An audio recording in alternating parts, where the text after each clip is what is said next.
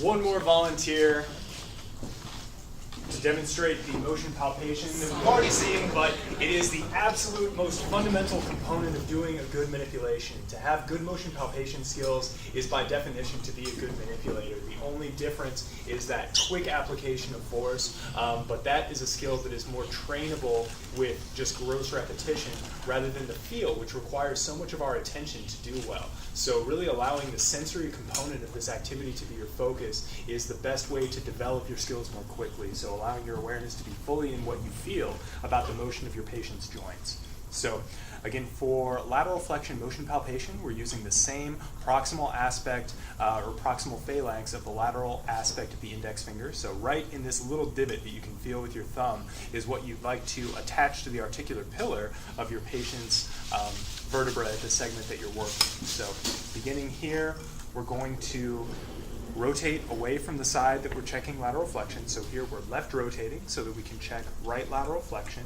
And now from here, we're doing this kind of scooping or pivoting motion.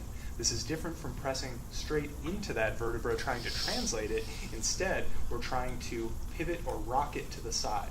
And then we can move down, check the next segment.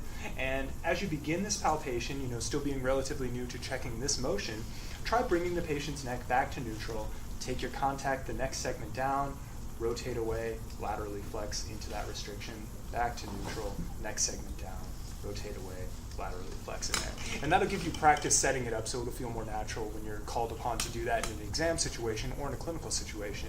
But after a few rounds of practicing this way, you should be fine to just palpate down the neck, making adjustments as necessary to the rotation and lateral flexion in the patient's neck. So that's something that'll come with just a little bit of practice. But that's the basic outline. Again, rotate away, laterally flex into the direction of that restriction, and offer that gentle challenge again in that scooping motion.